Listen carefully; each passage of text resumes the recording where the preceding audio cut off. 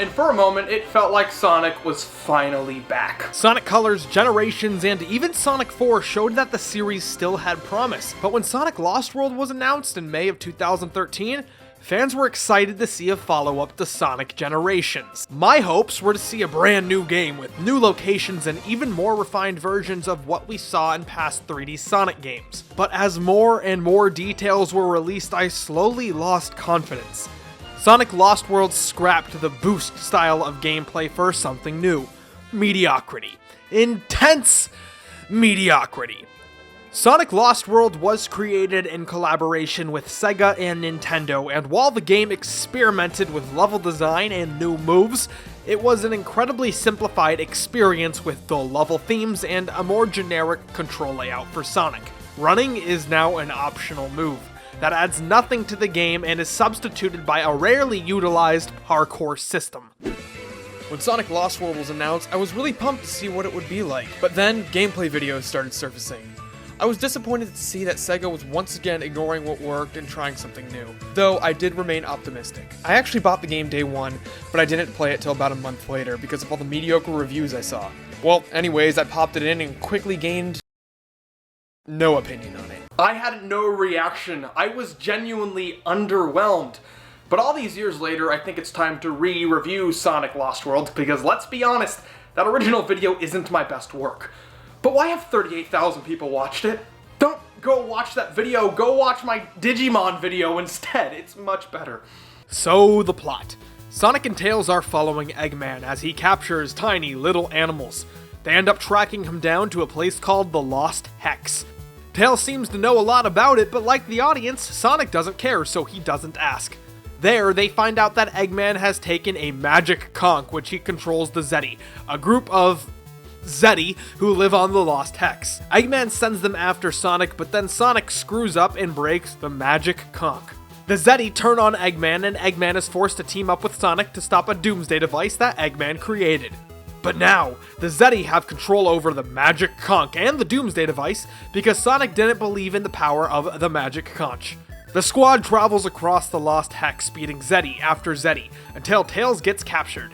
Eggman dies, and Sonic rescues Tails, beats the Zeti, and then Eggman didn't die!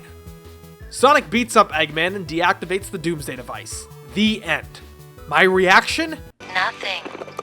The shell has spoken! This is the first time where this set of writers have had an opportunity to write a story involving multiple new characters. They had a chance to define the characteristics and personality of these characters, and they didn't do anything creative. To be fair, though, that may have been out of their control. But the final product is generic and stereotypical. You have Punk, Emo, Raphael, Elder, Fat, and Girl. Those are their characters, and those characters never stray away from that. The jokes don't work because of how uncreative the characters are. I know the punchline before it happens. Move it or lose it, Snow Cone!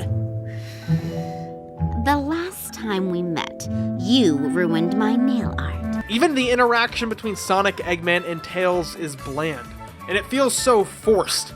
And that's because of how dialogue-heavy all of the cutscenes are. Tails starts becoming jealous of Eggman, but there's no reason for that to happen. Tails just sort of explains to Sonic that he's feeling jealous. And you don't trust me to do it! What? No! I trust you, Tails. It's just that... No, you don't.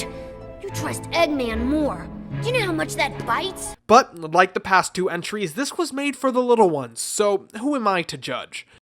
Well, I make videos on the internet, so it's kind of all I do. Sigh. Everything seems so pointless. The first thing I noticed going into Lost World was Sonic himself.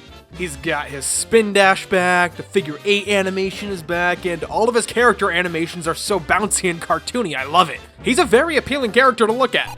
Not like that. Then the next thing I noticed was the changed gameplay style.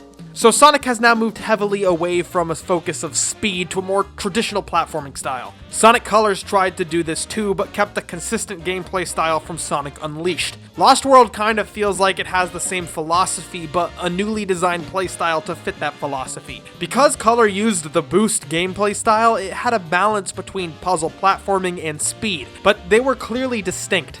Sonic Lost World doesn't know what it's trying to do. The game tries its best by having Sonic's default speed be a walking cycle, only when pressing the right trigger will Sonic begin to run. Running also enables his parkour ability. The parkour ability allows Sonic to keep running even when he hits a wall or another object. He'll just kind of go up it or around it. This was a move added to replicate wall jumping and allow Sonic to keep his momentum. But the game isn't about maintaining momentum. Sonic's default speed is a walk cycle, and once you press the run button, he starts running at full speed. This was added to give the player more control over platforming segments. I get the desire to want to have Sonic's speed be controllable, but I think they went about it the wrong way. I would have much rather seen a button to make Sonic walk or more sensitive controls to control his speed. More than ever, this game feels like it's trying to conform to the ideas of a more traditional platformer. Sonic's a giant fucking conformist. In the first video of the series, I explained how Sonic uses memorization, trial, and error to challenge the player, where a series like Mario will lay out the challenges beforehand and test your skills and reaction time. When first introduced, the balance between 3D and 2D segments was used to balance fast action with more timed platforming, but there is no balance here.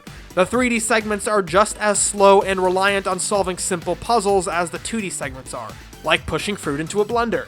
Many levels have a theme or a gimmick, some of which work, and others are just as bland as the rest of the game, like pushing fruit into a blender.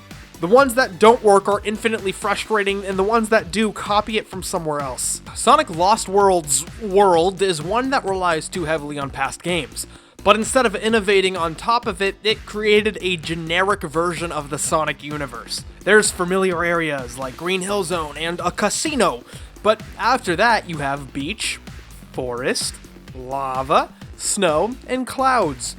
There are memorable and unique moments sprinkled throughout the game, but they are far and few between. It's interesting to note that a goal with this game was to offer something new to the Sonic franchise. The visual themes are all recycled or generic themes picked up from, like, Microsoft clip art. But the actual layouts of the levels have never been seen in any Sonic game. Each level has a tubular or cylindrical design with a centralized gravity, so Sonic can walk around the entire level. This helps create alternating level paths and new ways to experience the same level. Comparisons have been drawn to Mario Galaxy and even a cancelled Sonic game, Sonic Extreme. I like the tubular design.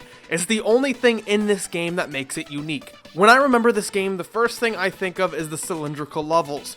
But before I replayed it for this review, I couldn't remember any specific moment or levels in the game itself, just the idea of the cylindrical levels. I think that says something positive about the concept itself, but not the execution. Nintendo is known for overusing the word new to repackage old ideas. It began with New Super Mario Bros., which was refreshing to see at first because it was the first new 2D Mario game since Super Mario World, but nearly a decade later, those games have begun to feel old and stale. Sonic Lost World is a stale, recycled version of the Sonic franchise, just as my channel has become a stale, recycled version of itself recently. The game features an overworld in a similar style to the Super Mario Bros. Series, and like the Super Mario series, you have to collect certain things in the level to progress to later stages. Here, it's tiny little animals inside the robots. The first time I played through this game, I sucked at the minigames, so I had to grind enemies as I played. Having to go back and grind enemies for animals is a pain in the ass. One of the biggest complaints I've had with the whole series has been forced replayability. Sonic levels are usually short and fun, so you want to replay the levels anyways. But when a game like Sonic Lost World comes out, a game which isn't exciting, you don't want to replay it, so the game forces you to. When I first played this game, I had some criticisms that I didn't find to hold true anymore. I thought that the game didn't have enough focus and tried to be too many things, but now I see that it really didn't try to be anything. It wanted to try something new with the parkour system, but didn't utilize it in the right game. It wanted to surprise Sonic fans, but the method of doing that was to create an experience that stripped Sonic of Sonic. I said in my Sonic Colors review that the game experimented with conformity, but the caveat to that was with the fact that it blended itself with flavors of Sonic. You could cut out the whole story of Sonic Lost World and replace Sonic with any stock character, and the game wouldn't drop in quality whatsoever. It would just be more true to itself. When Sonic Lost World came out, my consensus was essentially, I have no strong feelings one way or the other. And that's still how I feel. There's nothing special about this game, and the way it experimented, it didn't belong in the game itself. Sonic Lost World is a game that I know I will never revisit. However, it's a game that the fanbase has latched onto, mainly because of the PC port, which has resulted in some crazy mods, which has given an interesting twist to this once bland game. So it's not completely irredeemable, it just took the initiative of creative fans to make it worth it. And it looks like Sega has caught on to that trend. Later in 2017, Sonic Mania is coming out. The creative team behind that game were fans who created fan games of Sonic the Hedgehog. Keep creating and keep loving the character. The Sonic the Hedgehog series has had its ups and its downs and its deeper downs. But there is a reason why the character is still around, and that is because of the fan base. For whatever reason, Sonic has been a character that has resonated with people. Although it's been a chore to get through some of these games, I'm much more optimistic looking at the series as a whole.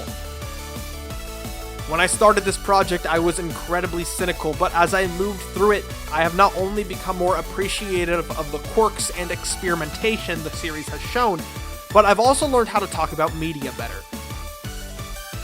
I'm still going to talk about Sonic. After all, there are tons of spin-offs and TV shows and media related to the character that I haven't gotten to. But for now, I want to open the door to talk about some other things too. So, until next time, Sonic. So I wanted to tag a little bit of an update at the end of this video because this mini-series has been going on for a long time and many of you may be wondering what's next. Well, I'm still going to talk about Sonic the Hedgehog. In fact, I'm going to work on a 4-hour cut of this mini-series to post as a single video too. And I have a ton of, spin-off games and TV shows to talk about, so Sonic content definitely isn't drained out, but I also want to open the door to talk about more games and TV shows and movies and animation, and I've already begun doing that by my Digimon video and my Samurai Jack video, so if you haven't seen those, go check those out too. I also want to interact with my audience a little bit more through social media and through possible live streaming. I'll be live streaming here on YouTube, so just stay tuned because I'm going to start that up within the next few weeks. And also I'm going to interact on my social media a lot more, so if you haven't followed me on Twitter, go do that. The links are in the description as always. And finally, I want to take this opportunity of this little update video to answer any questions you may have and also hear your suggestions for future video topics. Ask any questions down in the comments and I'll be sure to answer, and I will be taking any topics into consideration as I move forward here on YouTube. So thank you for watching. If you're not subscribed, subscribe already because I have a lot of cool stuff coming into the future. Other than that, thank you for watching and have a good day.